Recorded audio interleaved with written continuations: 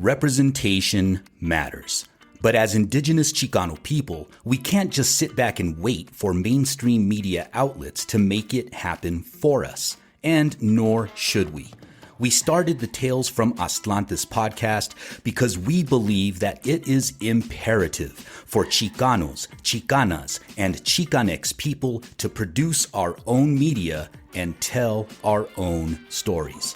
And the way we choose to do this is by using Buzzsprout to host the podcast. Buzzsprout is by far the easiest and best way to launch a professional podcast.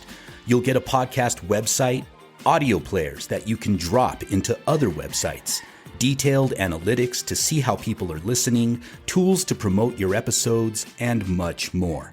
To start your own podcast and get a $20 Amazon gift card, follow the link in the show notes. This lets Buzzsprout know that we sent you and helps support the show. Buzzsprout, the easiest way to start a podcast. Now, on with the show. You must excuse me. I've grown quite weary.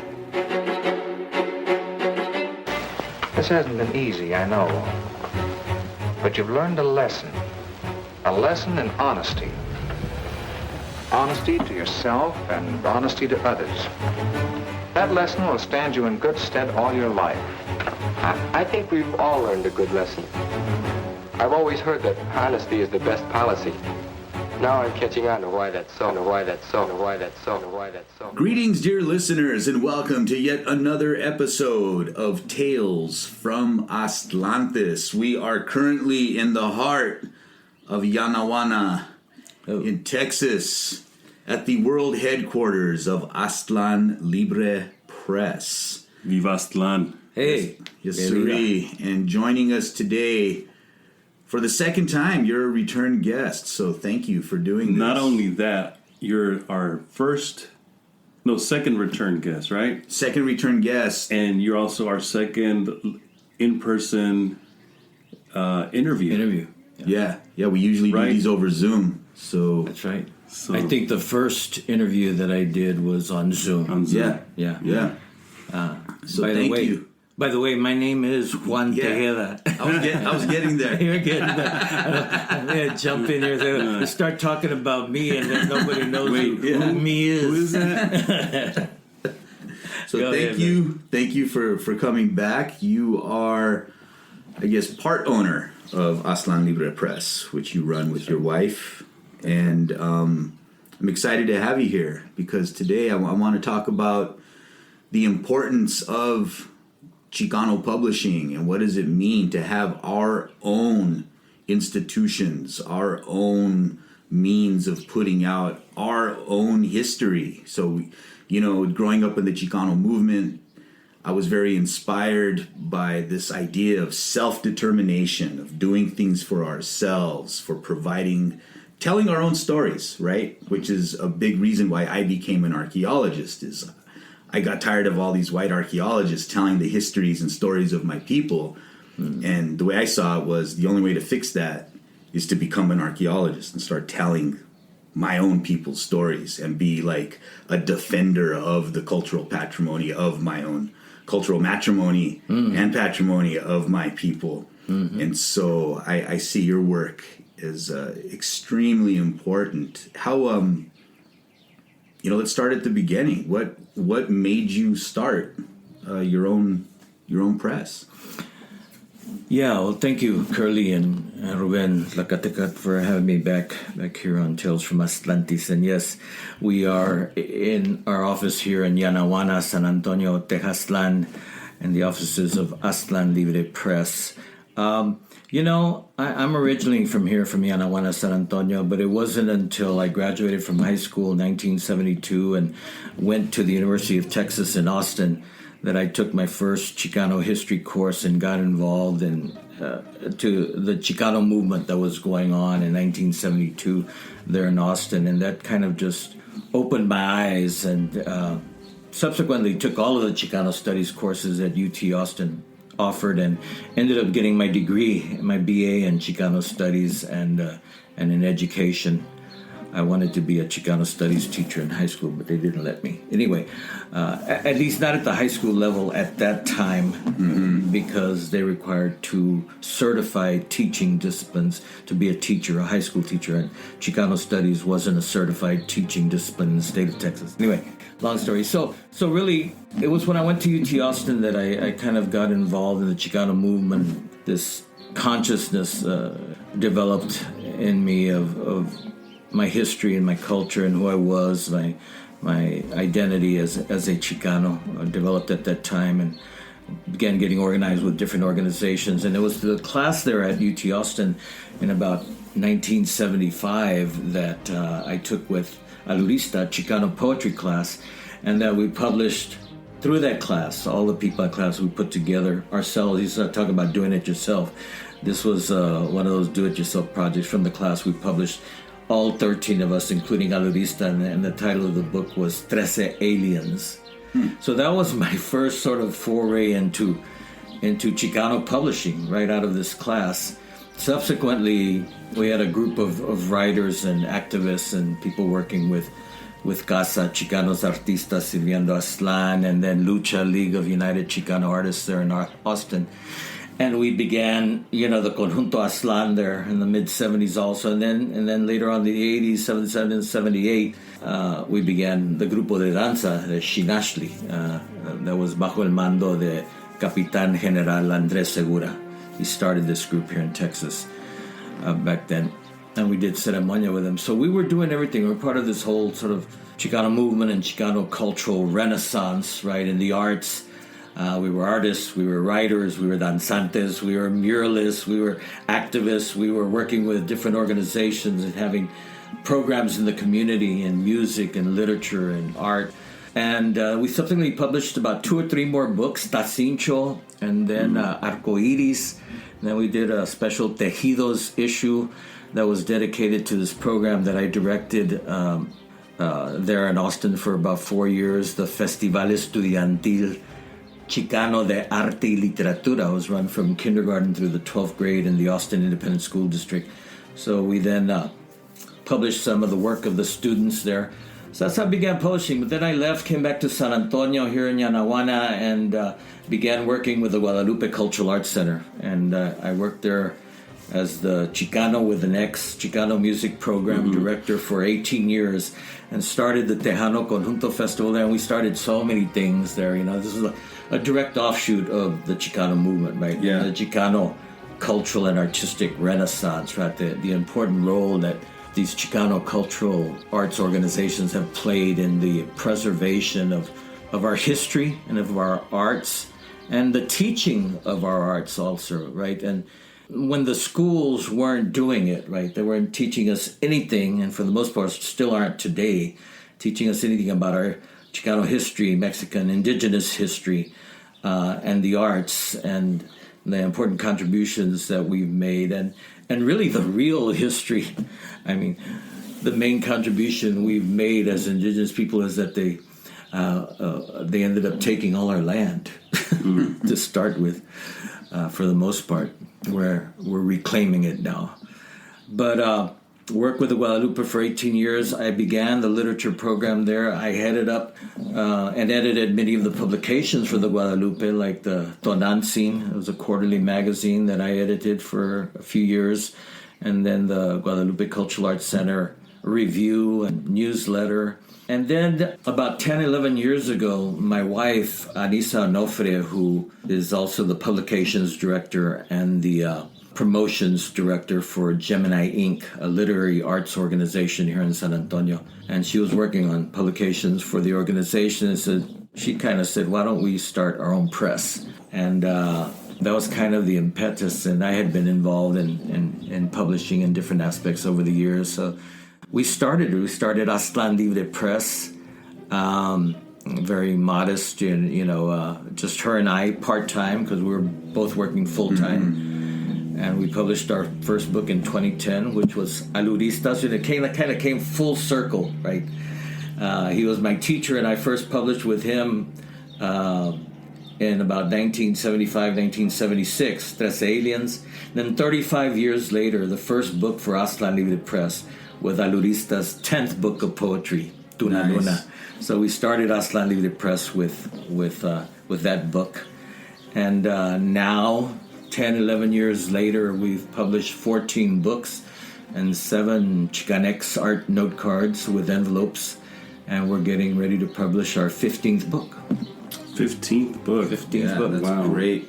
So from the time it took you, when you decided, okay, we're going to do this, to when the first book came out, how long were you able to get that book out? Like, when you made the decision, let's start our own press, I'm assuming, you didn't know right then it's going to be with Alurista, and you had a plan in place. What was that journey like to get to That's that? interesting that you should mention that, because our first book was going to be, we put out a call for entries, like a national call for poetry in 3 languages, in Nahuatl, in Espanol, and in English, and they had to use all 3 of the languages within the piece, poetry or short story. And that took longer than expected. We didn't get the response, so we continued to put out more calls. So we were gathering information. In the meantime, after 35 years that I don't think I had spoken to Alurista or so, we spoke every now and then. He'd call me at 3 or 4 in the morning or something. Bien pedo.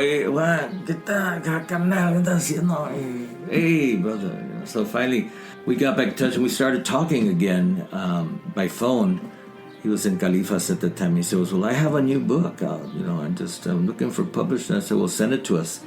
And he sent us the manuscript for Tunaluna, which I said was his 10th book of poetry. And we ended up publishing that first. So, the press has taken kind of interesting twists and turns, but I think that in a lot of ways, these writers that we've published over the years have really come to us, just like as part of this somehow divine master plan that they have for Aztlan Libre Press, Nice. that they just all of a sudden send us something and said, yeah, let's do that, right? Or we saw somebody and we talked to them, they said, I have a manuscript. Well, let me see it. Because we were talking about this earlier, after the initial years, the first 2 or 3 years of Aztlan Libre Press, and we had open submissions, right, off our website. We started our website. And we were getting so many submissions of, good works, from a lot of different people, because there weren't that many Chicano presses, really, and still aren't. I think there were more during the times of the Chicano movement, independent Chicano presses, than there are now, 50 years later. But anyway, we were getting so much work, and just goes to show that there was and there is a great need for indigenous and Chicano independent presses, because there are a lot of good indigenous and Chicano and Chicana and Chicanx writers out there that deserve to be published that are not being published because, the major 5 out of New York aren't doing it, the universities aren't doing it, and we don't have enough independent presses, our own independent presses, to do it. So there's a great need. So we had to stop taking submissions because we couldn't even read them all. And then we went to a different type of format after about 4 or 5 years. So we decided that we were only going to publish like 1 or 2 books a year, and give it some time and attention and promote it and distribute it and submit it for awards. So, there's been a real interesting, sort of evolution of the press and our thinking and our work over these last, 11, 12 years or so. Yeah, well, how great is it that the first book was with Alurista? And for any young blood listeners out there who don't know who Alurista is, what the importance that he had to the Chicano movement, he wrote what was basically started as the preamble, right, to El Plan de Espiritual de Aztlan. Espiritual de Aztlan at the Denver Youth Conference. 1969. 1968 or 1969? 1969. Yeah. He had, so if you're in Mecha, if you've ever been in Mecha, or, you've seen his work, you've read his work, because at least when I was in Mecha, that the plan was a major part of the organization known as Mecha. And didn't you also study under him when you were at UT early on? And that's how you got connected to... That's right. To As I El mentioned. Movimiento and to danza. Can you tell us a little bit of how indigeneity has inspired a lot of the work that you've done over the years. Yeah, and it was in a lot of ways through Alurista and that first Chicano poetry class that I took with him that I got back into writing and then published our first book out of that class, Trece Aliens.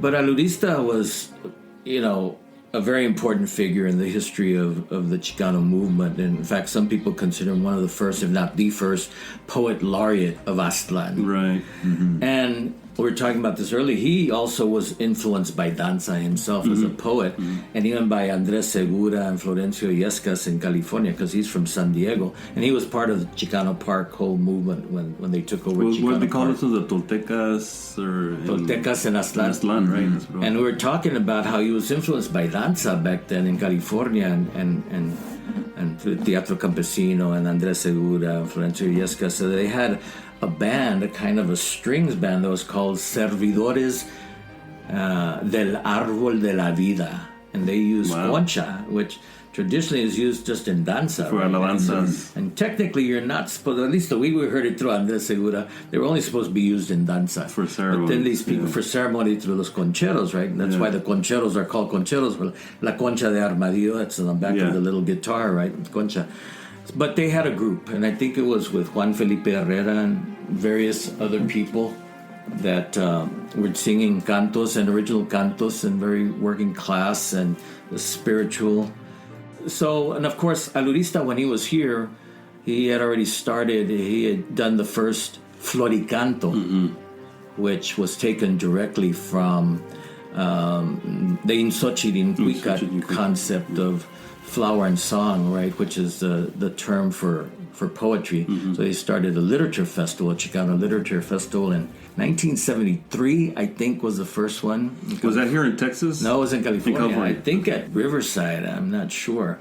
So then the next year he came to Austin, started teaching there. And then I think a year went by, but then in 75 we helped him organize the second Floricanto. Right.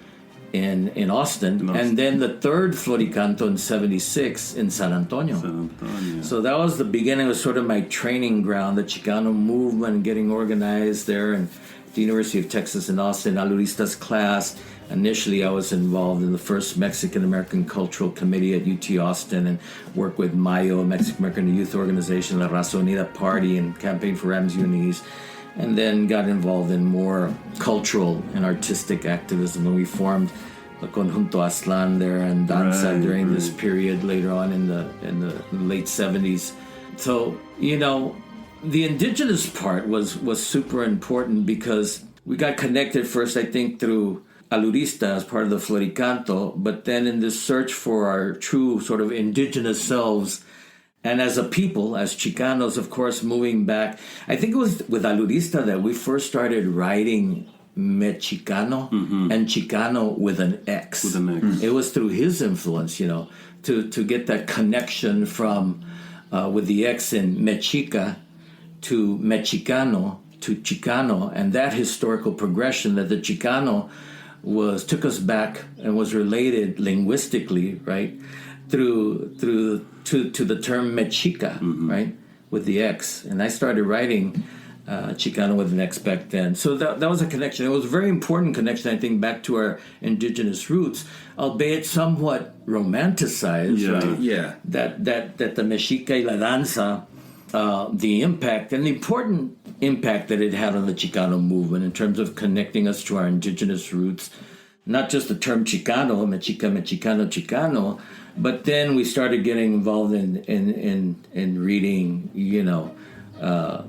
Miguel León Portilla, and we talked about this last time. I had classes with Juan Luna Cárdenas, and we started doing danza, and Andres Segura came up here, and we went down to Mexico to do ceremonias and got involved in the whole Conchero tradition, and I was the jefe segundo for 9 years.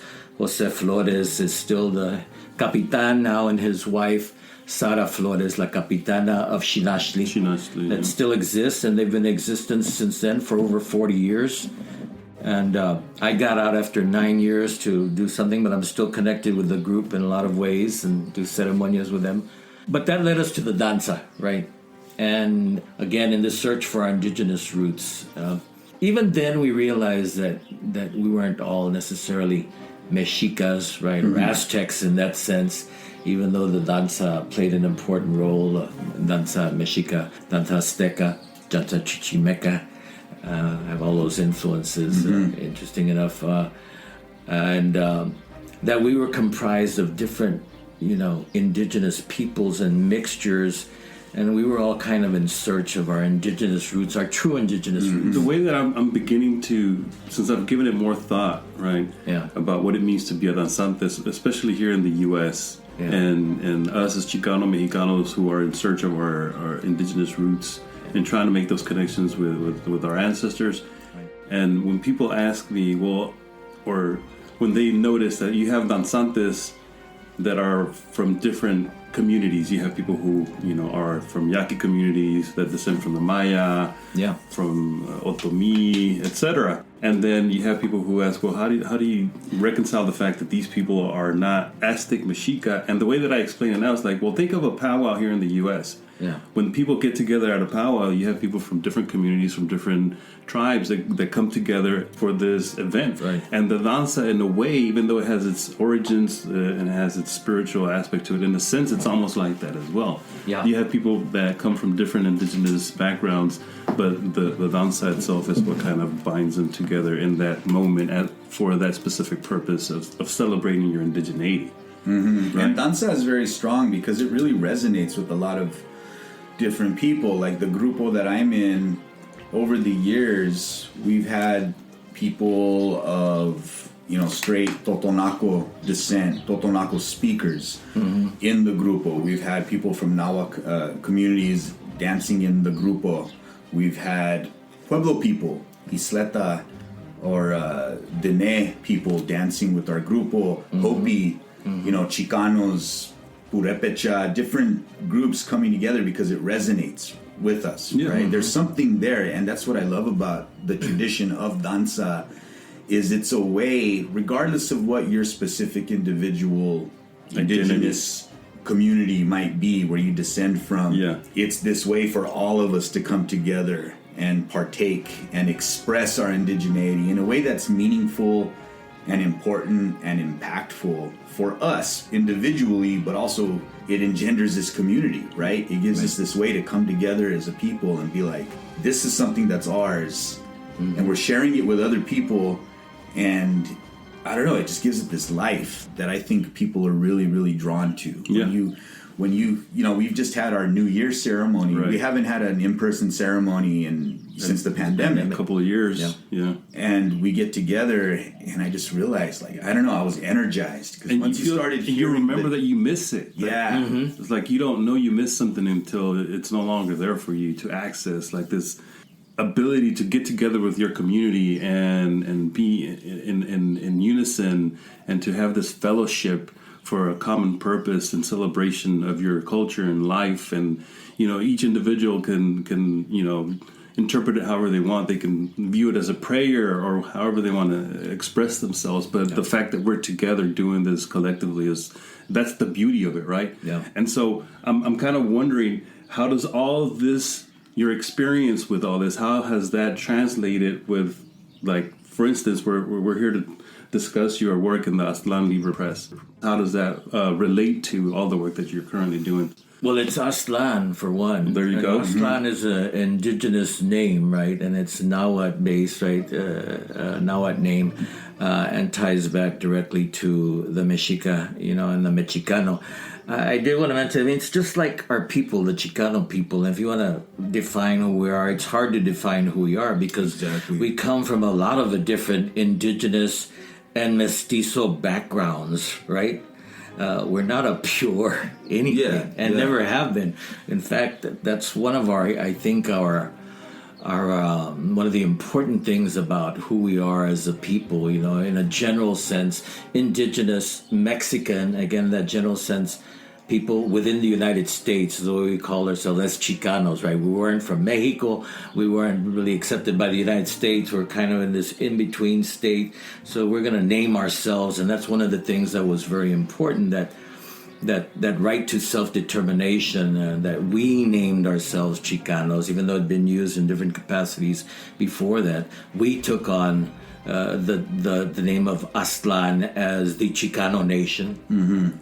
which was very important. Yeah. And the one thing about that the danza did do, and I think that kind of completed, I mean, really the danza, in a lot of ways, was the glue that kept us together, that brought us together, and was really the indigenous spirituality, which was missing to the Chicano movement, that tied to the land and to that indigenous spirituality that gave us this, that was very important to us as a people and to the movement in general, and then the danza did that, I think. And little by little, we started, going back to our different indigenous roots, and connecting with those, be they Coahuiltecan, here like I did. I got out of danza, in about 85 or 86 or so. And even though I still believed in the teachings and the importance of the danza, but I knew that I wasn't completely an Aztec, right? Mm-hmm. And I knew that I had ties here to Yanawana and San Antonio through my father's Martinez Tejeda side, and I decided to pursue that, get out of danza and search for that, and then, take on more of my music and my work at the Guadalupe that was taking on a lot of time, but it was all tied together. So it's all, I think, very important work that we've done over the last 40 to 50 years now as part of the Chicano movement through these organizations and things like Conjunto Aztlan, Xinachtli, Aztlan Libre Press. We just went to the Guadalupe Cultural Arts Center. 40 years later, the organization still exists and still doing some important work. So when you decide to put out a book, because you said you don't take submissions, right? And so is it more of somebody you respect, because now you get to choose, right? You get to decide what you're going to publish. Sometimes. Yeah. I still think that a lot of these books are chosen for us. Yeah. That's the way they turn out, because all of a sudden something turns up and goes, I have something, would you be willing to look at it? Oh, okay, send it over. We're not really accepting submissions, but and all of a sudden we kind of get blown away and say, wait a minute, let's take a closer look at this woman or this guy, and books come to us like that, and we have put them out, and when we didn't solicit them at all. Other times we have solicited certain people, and say, yeah, we definitely want to publish Reyes Cárdenas, we went after him. Right. We definitely want to publish Lorianne Guerrero from here because she was a San Antonio Poet Laureate at the time, and Southside, homegirl here, right, del barrio, and she's great too. On top of that, there's always that, we try to publish the best people that we can, but there's a lot of people that just call you, they call your attention. They're important writers, and their work needs to get out. So we're contributing what we can to the publication of our history books and our literary and music books. I mean, I see these as our modern day codices that we're leaving these books, right, for our children and all future generations. So it's an important work. That's a good way to look at it. Yeah, for sure. So when you decide to publish a book, and is there, just getting into the nitty-gritty of running a publishing company, right? Mm-hmm. One, it's super important. But before we even get into that, how many Chicano small press are there? Like, how unique is it to have one? And us who've been involved in the Chicano movement and publishing on different capacities, there aren't altogether that many. God, I can think of, right off the top of my head, maybe only a handful here in Texas. A couple of that I know of in California, which makes it, I think, all the more important that, as I said before, there is such a great need. But like Flower Song, right, from the Valley here in Texas, and Jade Publishing, I was talking about. There used to be the Birds out in El Paso. The Birds? That was their last name, the Birds. They had Cinco Puntos Press. They sold it recently, I think, to a bigger imprint. Yes, they did. But, in smaller kind of press here in San Antonio, Octavio Quintanilla does a La Brava Press, and couple little presses here and there. It's that Claire Massey. Do you know who she is? That Yes, on English. She's doing the Mapping Literary Tejas. Mapping Literary Tejas, and she has various other presses that I wasn't even kind of aware of. Yeah. But there aren't, again, here altogether that many, not in Texas, nor, as far as I know, across the nation. But there are, like I said, Tia Chucha's press at different times have done publishing, and different kind of university-based presses that still do, Chicano, Indigenous, Latino. Arte Público Press still runs out of University of Houston. University of Arizona Press had, bilingual press that they focus on Chicano, Latino, Indigenous. Isn't Somos en Escrito also? They're starting to publish too. They just Are they from Tejas or California? I think he's from California. California, right? Yeah. ¿Cómo se llama? Armando Rendon. Yeah. Rendon. They started publishing also. Chicano Manifesto. That's his. Yeah. That was his book, which was very influential. And he just recently very republished it. 50 years. 50 years serving anniversary. The 50-year anniversary of Chicano Manifesto. And I think they've published now 2 or 3 different books. That Chicano Sci-Fi Right. book was one of them. And then Ernesto Mireles' which was an interesting... Right, Insurgent Aztlan. Yeah, Insurgent Aztlan. I have there's a chapter in there about me. Yeah? Yeah. Yeah. He sent me a copy, and I opened it up, and I was like, whoa, check it out. Yeah. You're in the index. Yeah. I don't remember. I read it a while back now. I'm going to have to look at it again. And little by little, I think more and more kind of people are coming out into publishing their own books. And, of course, they have the younger people doing zines. And there's still some Chicano magazines out there. Not as many as there were, I think, during the Chicano movement. But what do you think the difference is between what was happening during the Movimiento days and what's happening now? Like, what do you see are the major differences between those two eras? I think it was how we were all just kind of, as a people, a culture, society, this country, the whole world, caught up in the whole civil rights movement, and coming to terms with our identity, the issues that involve our people, and social justice.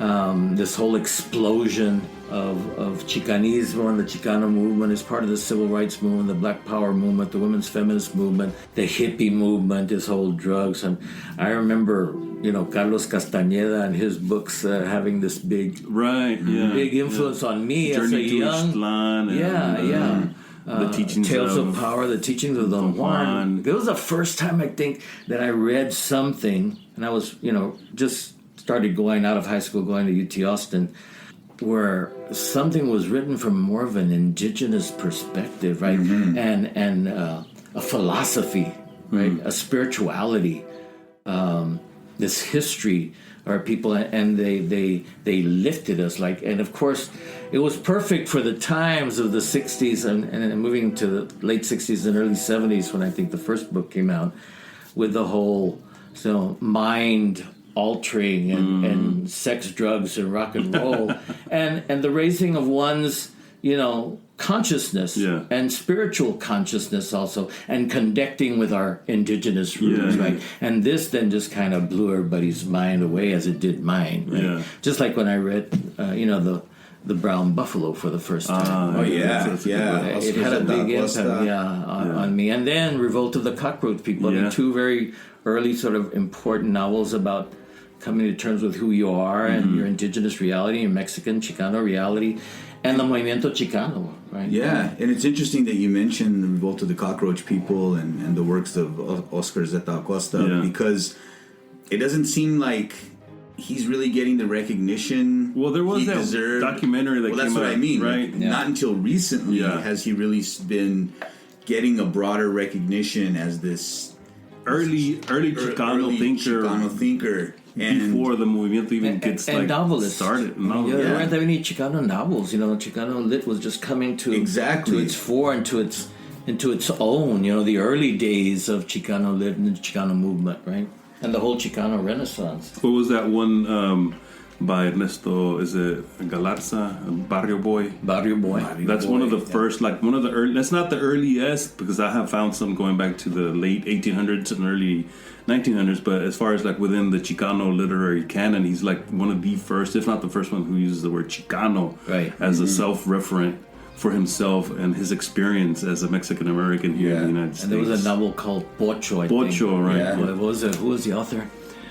I don't remember. Yeah. I forget right up. But that was one of the early ones. I think I have that book in a box somewhere. And then moving into the 80s, you know, where I think the Chicanas and Chicana literature started to really rise up, and Chicana feminism, and you know, Ana Castillo, and then shortly thereafter, you know, Sandra Cisneros kind of came to her own with the house on Mango Street, and it's kind of whole explosion of Chicana literature. Yeah. As part of the Chicano movement. Was it that one? It is. What's his name? Jose Antonio Villarreal. Jose Antonio Villarreal. That's right. The internet is a wondrous thing. Google it.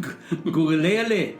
Well, the thing, real briefly, getting back to Oscar Zeta Acosta, is I'm surprised that he wasn't more well known, considering that he used to hang out with Hunter S. Thompson. Yeah. Everybody knows who Hunter S. Thompson is. Yeah. But I think what's interesting is, you know, Acosta appears in his books and his stories, but he gives him this fictional identity, right? He describes him as like my Samoan lawyer or 300-pound Samoan lawyer or something, yeah. And so he never really, you know, this Chicano movement. I mean, and you could see some of it in the movie version of Fear and Loathing.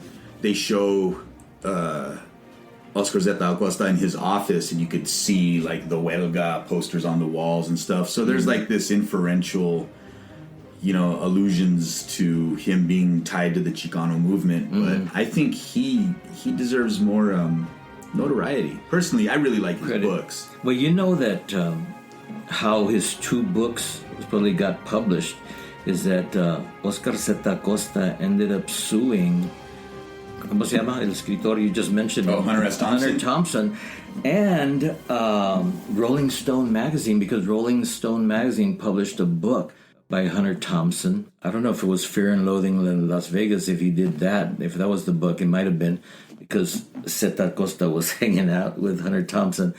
And supposedly it was Oscar Zeta that gave Hunter this idea for what they called gonzo journalism, and talking about your own self as part of the context. And they were doing all these drugs, you know, and using him in the novel and not giving him credit, and taking, you know, direct passage that supposedly Oscar Zeta wrote, and not giving him credit. So he sued Rolling Stone magazine and Hunter, and part of the deal, the settlement for that was that Rolling Stone ended up publishing Oscar Zeta's two books. Really? Yeah. Wow, that's a great story. Yeah. Look it up. I'm pretty sure that's the truth. I've read those. That must have been before he disappeared. Yeah, because he like got on a right? boat and disappeared, right? Just like no one never heard from him again. That's right. And that's part of the whole, I think, mystique of Oscar Zeta, that nobody knows what the hell happened. So tell us about the mystique of Aztlan Libre Press. Well, you know, I think it's tied up in all of this, brother. You know, my wife and I, you know, we're both writers. We had a passion. My wife was working as publications director and started publishing books. I've been involved in publications. And we just felt it was time. There was a great need for it, you know, and that there were a lot of voices out there that weren't being published, that deserved to be published. And we were going to contribute what we can. It's a passion for us because little by little, we didn't, you know, we worked in publishing in different ways, but not on our own. But we just jumped into it and got then Alurista's manuscript, laid it out here on our computer, got a cover. In fact, the cover was donated by Judith Hernandez, and this was an interesting, I tell you, things just happened. She heard that we had put it out on social media that we're going to be publishing Alurista's 10th book of poetry, and it was Aztlan Libre Press first book, and I had studied with him in E.T. Austin. Judith illustrated Alurista's first book, Floricanto and Aztlan. Oh, wow. I mean, we just saw it in the office here. That's her. She contacted us. Here again, Alurista ended up calling us. We called him, got a number from somewhere, and he called us and said, yeah, we have a book. She called us. I heard you're publishing Alurista's book. You know, I published, you know, the graphics for his first book, Floricanto and Aztlan. She goes, and I'd like to contribute the cover for Alurista's book. Wow. Nice. So we ended up coming full circle. Full circle, man, in a lot of ways, in real interesting ways. Like I said, these things happen for a reason, right? They're just not just the pura chiripada, you know, or maybe they are this ultimate sort of serendipitous, you know, had to happen because that's the way it is, or that's the way it happened. But anyway, so she adapted one of her paintings for Alurista's book Tuna Luna and gifted it to us for the cover. Wow, That's great. Yeah. Shout out to Judith for that. Judith. Yeah. Judith's a great artist. So one of the first books that I bought from Aztlan Libre Press was the one you did with Professor Gomez Quiñones. Juan Gomez Quiñones. What was it called? Indigenous Quotient Stalking words, right? And it was really impressive. It was right at the time that I was beginning to work on my doctoral work on indigeneity of Mexican Americans, and so I was like, this is, I mean, speaking of being serendipitous, this book came out right at the time as I was beginning my work, and I'm like, this is going to be very influential and useful to me in my work, and it was something that I actually used in developing my own ideas in my dissertation. So how did that come about? How did that collaboration with Juan Gomez Quiñones come about? And by the way, que descanse en paz, en poder. Yeah. El Juan, Juan the great Gomez presente. One of our great historians. Yeah. And, you know, you're in history. You're a historian. He taught at UCLA for 50 years? Something like that. 50 years, man, of work. Pretty amazing. So it was through Alurista, in fact. The second book we published, Alurista, was the Aztec calendar coloring book, and that has been one of our most popular sellers still to this day, you know, 10, 11 years later. Then Alurista said, you know, man, you got to read these two essays by Juan Gomez because they're good friends. And we ended up getting in touch with Juan Gomez, and he sent it to us, and they're two sort of academic essays. I really like the subtitle, and it always kind of gets lost, but it's Indigenous Quotient / Stalking Words, and then colon, the subtitle is American Indian Heritage as Future. As future, that's right. As future. That's right. Right. And really what Juan did, this was the first time that Juan Gomez Quiñones had really dealt with the way history here in the U.S. has dealt with the indigenous question, right? How they've treated the indigenous people. The first, you know, pretty long essay, and then the second one is a shorter essay, and basically stating that, you know, the American Indians here on this continent, he dealt more with North America, right? Yeah. Canada, United States, and Mexico. As part of North America. Turtle Island, as some people call it.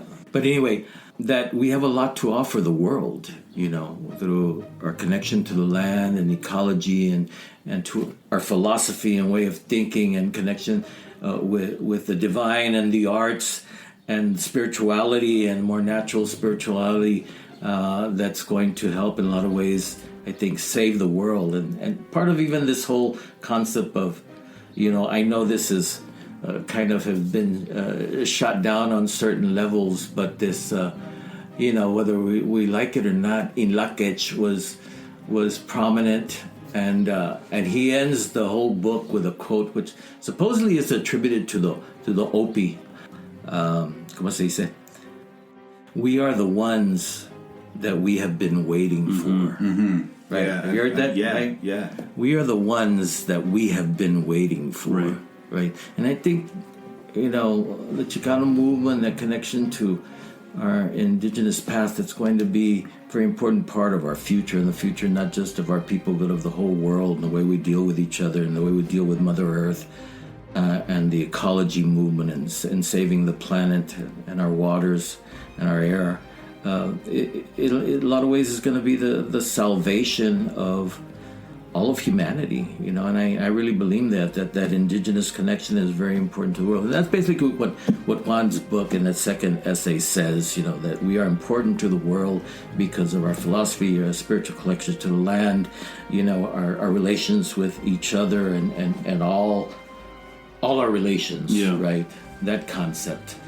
So we published it, and it's been one of our popular books also. It continues to sell, you know, 10 years later, and they've used it for for various classes, primarily at UCLA and San Diego State University in California, and a couple of other ones over the years, but they still use it for the classroom. Are these more like ethnic studies type courses, or are they history? I think they are more ethnic studies, and still some general history and indigenous studies. Indigenous studies, also. Right.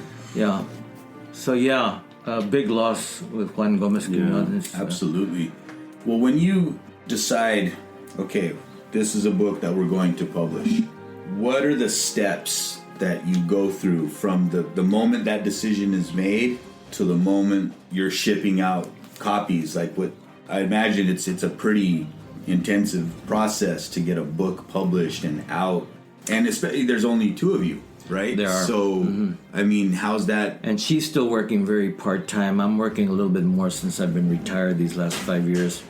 But and one thing that I learned, I was talking about this novel that we're publishing by Silviana Wood, and we learned that lesson from her 10 years ago, because we were going to publish this novel by her 10 years ago that's called La Quinta Soledad. And now it's kind of been adapted a little bit. It's La Quinta Soledad del Valle.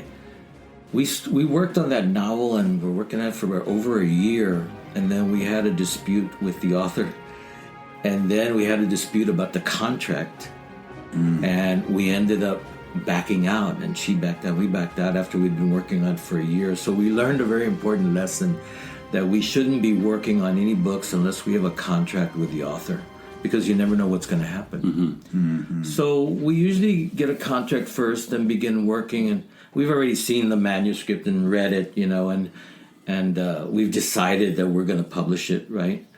The contract just cements that and all the terms.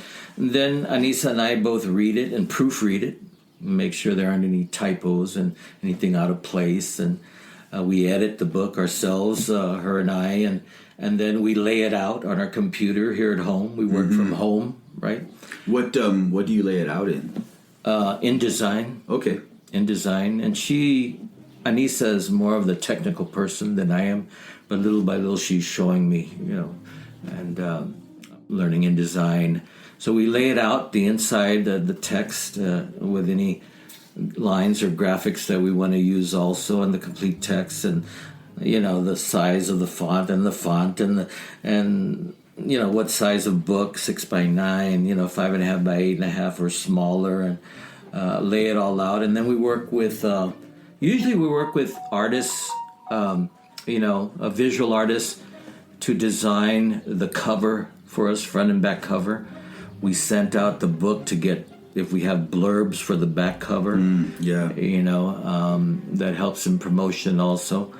So we lay it out completely, cover and inside text, and then we send it to the printer. And then the printer gets it back to us. And then usually we are a different type of press, and not all press do this, but since we only decided to publish one book per year or so, every other year, to give the book and the author some time, then usually we work with the artist to do a national book launch event. Over the last 2 years, we did a couple of virtual book launches, but usually they're in person. Then we usually work with the artist to do a tour, and that's one thing that I think we do that sometimes other presses don't do, because we know that you sell more books at readings than just off your website, for instance, or at book fairs or mercados where there's performances and people are out there and they get to see the actual physical books, right? Yeah, touch them, look at them. And you talk to people, talk to them, right? Engage with them. That's very important. Very important, I found, and they're usually.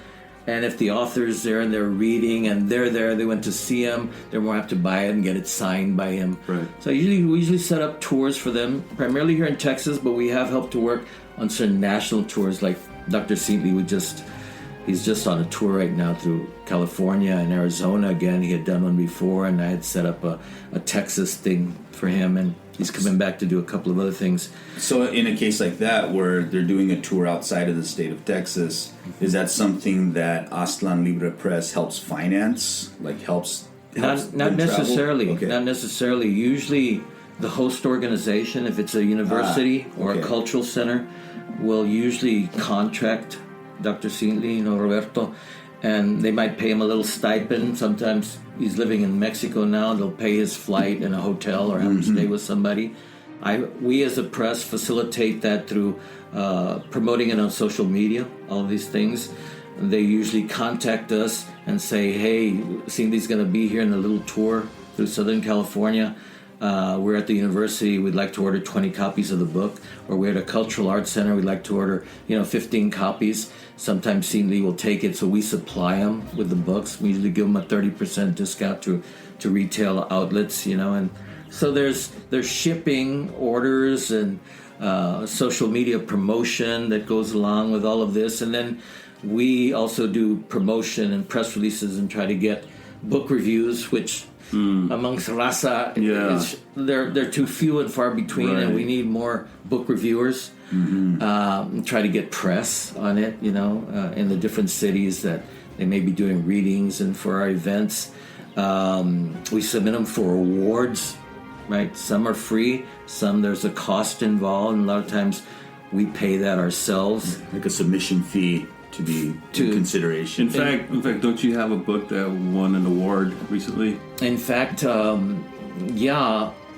Vidaurre's book, Pandemia and Other Poems from 2020, was a finalist for Writers League of Texas, Best Book of Poetry. And then the year before, in 2020, Amalia Ortiz, the book that we published by her, The Canción, Cannibal, Cabaret, and Other Songs, won the American Book Award from the Before Columbus Foundation in oral literature. It's a totally distinctive kind of book and performance piece. Right. It's like a Chicana feminist punk rock opera. Right. That's awesome. Yeah. With a great title too. It should have it should have won, I don't know if there's a category for best title. Yeah, the Canción Cannibal Cabaret is... I've been saying it in Spanish, Canción Caníbal Cabaret. Yeah, and actually I think it's cannibal with two ends. With two ends, in right. English, right? The Canción is obviously in Spanish, but cannibal. But our bilingual tongues are trying to get in the way sometimes. We think in both languages sometimes, and our minds. It gets confusing. And then Lorianne Guerrero,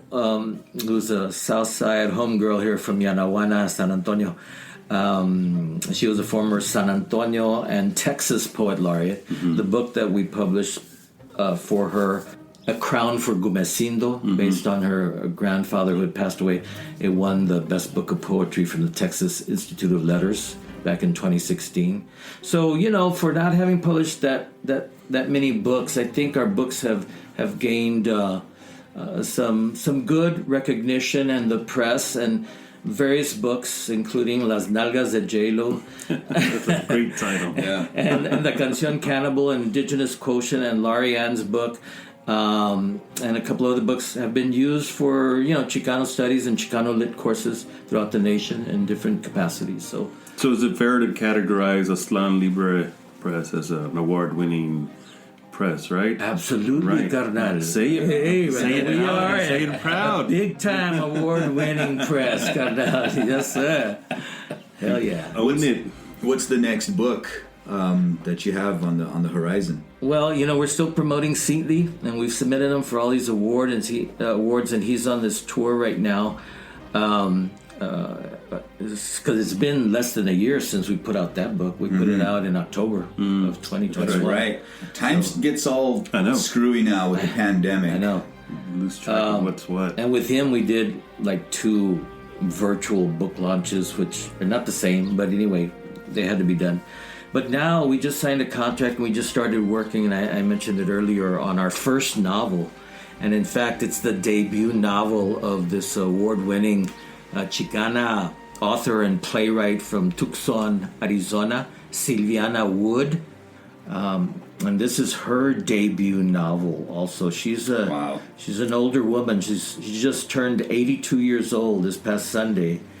And pretty amazing, both as a playwright and I think as now a novelist. This novel is pretty amazing, because she sent us a novel. It was 800 pages. It'll probably be less than that.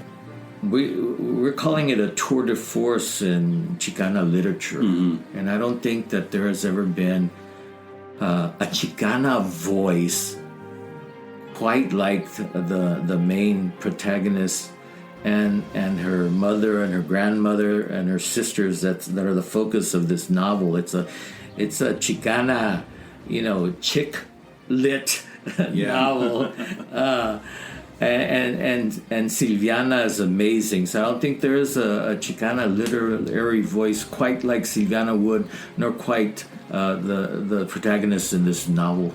So we're very excited about doing that, and we hope to have it out before the end of this year in 2022, about maybe November or so. Excellent. Yeah. So what advice do you have for anyone out there that is thinking about publishing a book? And we were talking about this earlier, this kind of do-it-yourself attitude that you have taken to this because of your experience in trying to publish. Is there any advice that you would like to share with our listeners about how to go about doing this? How do you get started even publishing a book, period? If you've sent it out to multiple presses and you've been rejected at every single turn, what do you do? What is your next step? What is step one to achieving, the success that you have with Aztlan Libre Press? I think you just have to do it.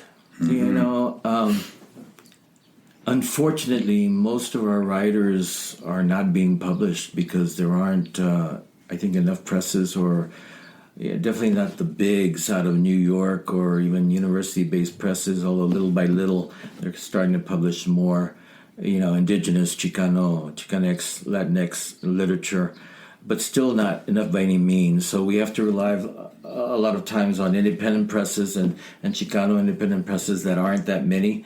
But when those things fail, just do it yourself. I think that self-publishing is becoming more acceptable now than what it was as a vanity press before. Right. With social media and websites and all of this, you can promote. There are different avenues for promoting that didn't exist back in the Chicano movement days. Yeah. You had to go the traditional media route and do newspaper articles or do flyers and be on TV if you could get an interview or radio or something. But now, there's Twitter, there's Facebook, there's Instagram, there's websites, that you can sell off of.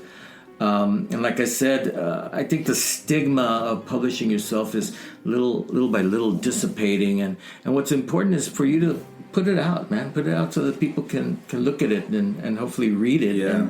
And you can sell it little by little on your own. I mean, it helps, I think, to have a publisher if you can, because the publishers, as we do, some more than others, help the author to promote, to distribute, which is very important. People think, well, after you publish it, that's it. No, in fact, as we said earlier, sometimes the work really begins after you print the book, right? It's very important to promote it, to distribute it, to get it out into the bookstores, into the libraries, to do tours, to get reviews, to get awards, to keep it in the public's eye, so hopefully we can sell a little bit. And we need to be able to support each other, right? And support and buy each other's publications, because if we don't do it, who will? And we're still, very iffy about, even amongst the academia and people that are in literature. I mean, I wish all the people that are on my Facebook page and on our Twitter account and Instagram, if just the people that are supposedly into literature and Chicano art and so forth would buy a book or two, we would make a good amount of money, but they don't. Even the people that buy supposedly are into it, right? Yeah. So it's hard. Well, I used to own this little store, and it was, we had a very small but loyal and dedicated following that would come in to support the store, but when I see people out on the streets, even now to this day, after we've been closed for so long, they'll be like, man, that sucks that you guys closed. And I'm like, but you never came in. Never came by, never bought anything. And if we expect our institutions to survive and our presses, our businesses, we as a people have to support it. That's all there's to it. Absolutely. Because again, if we don't, who will? Well, the thing that, keeping with the DIY, which for me, the whole DIY mentality came as a direct result of the Chicano movement, seeing my mom involved in organizations that were publishing their own newspapers, right? We had La Cucaracha out of Pueblo, Colorado. Putting together our own community centers. We had La Gente Community Center. You know, like, our people just saying, well, we can't wait for other people to do this stuff for us. We got to do it ourselves. Right. Because, and if somebody else does it, then are they going to do it right? Like, can we even trust it? So, fortunately, I think in a lot of ways, technology has sort of democratized the ability to get our work out there on a wide scale. And we were talking before about, you know, getting back to Ruben's question about, you know, well, what advice do we give to people? There are two different forms of and technology. There's two forms of printing, right? You have the offset printing, which is like the traditional way of sending your book out and getting X amount of hundreds of copies. But now we have this digital printing. And publishing on demand. Which is what we use for Chimali Media. We use the digital printing and publishing on demand. And I think the quality is great. I'm very happy with it. What are your opinions about where people should go if they're deciding on putting out a book on their own, and they have these options? What, in your opinion, what's the better of the two? Well, now there are all these sites on the internet that you can go, you know, publishing, self-publishing. They'll, you know, you can submit a manuscript to a little company on the web, on a website or something, and they'll do everything for you. They'll design it for you. They'll get the cover, you know, they'll put out there. Sometimes they'll even sell it for you, you know, or you can go with Amazon, you know, they'll do everything for you and sell it for you también and send you, you know, quarterly reports, right? So it's become a lot easier, is what I'm saying. Instead of you having to hire a designer, you having to hire a cover artist, and they got to, like, you know, one-stop shopping nowadays on the internet for publishing, and I think that's good, and it has helped to democratize, as you say, and put out works that some people are doing that, you know, just self-publishing instead of waiting for, you know, press that might take 2 years to get back to you, you know, sorry, we're not going to be able to do it. You know, they're really bad and notorious about not getting back to you in a timely fashion, and most of the things are rejected anyway. So yeah, I'm a firm believer in doing it yourself, and one of the reasons why we started Aztlan Libre Press. Now, we haven't published one of our own individual books yet, but I don't think there's anything wrong with that, you know. If you decide that that's what you want to do. The important thing is that you do it. And there's various camaradas out here that publish their own books, you know, and sell it themselves off their personal website and so on. As I said, I think it's becoming a little bit more acceptable. There's still some awards and some, you know, academic institutions that frown somewhat and will not let you enter if it's a vanity press publication, if it's self-published, right? That they won't let you submit, which I think is bullshit, but there's still some like that. But I think little by little it's moving away and including all these people. And again, the important thing is to get it out there, to do it. Could you be someone who, as we do with Chimali Media, have your own press that where you then self-publish your own work? Is that acceptable for some of these awards? Is that kind of like for a some workaround? It is. Still, for some, it is not. Okay. As I mentioned. So for them, it has to be like a very established, legitimate publication with some history. It doesn't even have to be an established, legitimate publication. It just has to be a different publishing company other than you just publishing your book yourself. Oh, I see. It could be somebody who starts their own press and said, okay, my publishing company is called De Volada Productions. Yeah. And I'm going to publish, you know, Ruben Tlacatecat's book, and it's a different publisher. It's So not that- you. It's not you publishing it's it. not me. It's somebody else. Okay. And that's all it takes. Wow. And anybody can become a publisher. Yeah. Just do it. You like something, you like a manuscript, let's publish it, you know. Get somebody to work with you, lay it out, get a cover. And, you know, we used to do it by hand. We did revistas, we did them, you know, put it together with spiral bound, sent it, got them Xerox, came back, collated them ourselves, put the cover page on there, you know, stapled it, put the spiral bound, and vámonos, a publication. All the fun work. Now I heard that first publication of a while back, Somebody told me that it was worth over $300 of Trece Aliens with collectors, that collect sort of rare Chicano books. Yeah, I believe it. I mean, Curly's book here, the one he published, We Will Rise. Someone was asking me recently where they could find a cheap copy, because apparently online it's going for about $300 as well. Yeah. Do you have any more copies of that? No, I just have my own personal one. Yeah. And how much is that one going for? Yeah. Well, the thing I really like about DIY stuff is, and it's funny because the first person that I knew who published their own book was Xinachtli. When he put out that The X and La Raza 2. That's right. I remember I bought a copy from him and I'm flipping through it and I'm like, how did you do this? Because I was all about that DIY stuff, but back when he put it out, I didn't know about all the avenues. I don't even think I had the internet, I don't think my family owned a computer back then. So I was like, how did you do this? And so he kind of talked me through like, well, this is what you got to do. Just put it out. And the thing I really like about it is we're not seeking validation from someone else. That's right. Where you pour all your heart into this book and then you put it out and people are like, no, it's not good rejected. enough. Yeah, you're rejected. The publisher rejects you, And it's like, not needing that validation, especially with Chicano stuff, right? It's like we decide what's important to us. That's we don't, and even coming back to the very beginning of the conversation about Chicano identity, the Chicano movement is, a lot of people don't realize this, but, we don't need anyone's validation to be who we are as a people. Like, we decided who we are. It's a self-declared identity that emerged from our own people, and that's what makes it valid as an indigenous identity.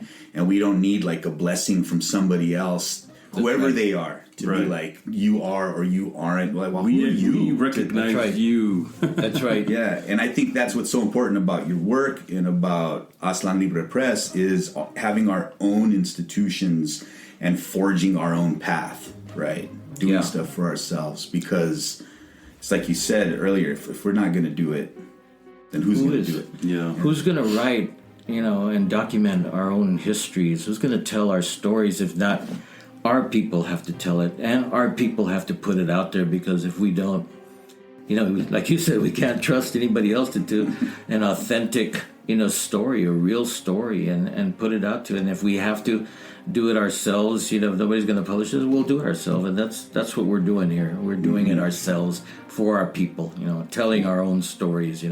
We validate our own selves. We don't need to be validated by anybody outside of our own people. Tell us who we are. Thank you for doing what you do. It's important work, and thank you for allowing us into your home. Yeah, thank you. Thank you for all this. Thank you for lunch. And Patties. And thank you for shout out Patties. And the plato de tripitas was delicious. Hey, yeah. And just thanks for taking the time to do this. Well, thank you for being here in Yanawana and at our home and in our office here for Aztlan Libre Press. And for anybody that's interested, you guys check us out on our website, aztlanlibrepress.com, and has all our publications on there and other information about the press. And, hope to be doing this for a number of years. I've been retired now for 5 years, but hopefully I have at least 20 to 25 more years. Yeah, you do. Absolutely. I'm a veterano already, but you got more work ahead of you. Yeah. And so where else can people find you? You have social media? Yeah, Aztlan Libre Press has a Facebook account. We have a Twitter account. We have an Instagram account. And as on our website, as I mentioned, aztlanlibrepress.com.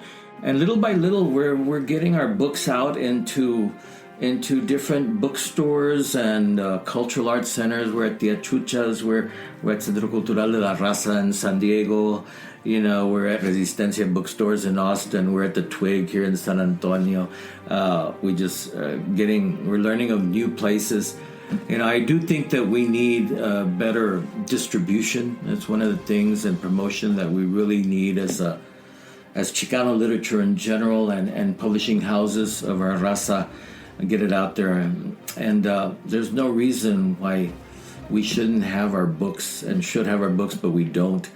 and bookstores across the nations and libraries across the nation. So I think that's the next step, also really developing that mechanism where we can get our books out there into the bookstores, into the libraries, into the classrooms. And into the Aztlan cafes. Aztlan Cafe, yeah, we used to sell all kinds of stuff there at Aztlan Cafe. Yeah, we need some more of those, people. Yep. Ain't that the truth? And you know what I like to say about the truth? Do you want to give us our sign off? Right. The truth is like medicine. It doesn't always taste good, but it's always good for you. That's what I'm talking about. I think I've heard almost all of your podcasts, really? brother. Yeah, I dig them.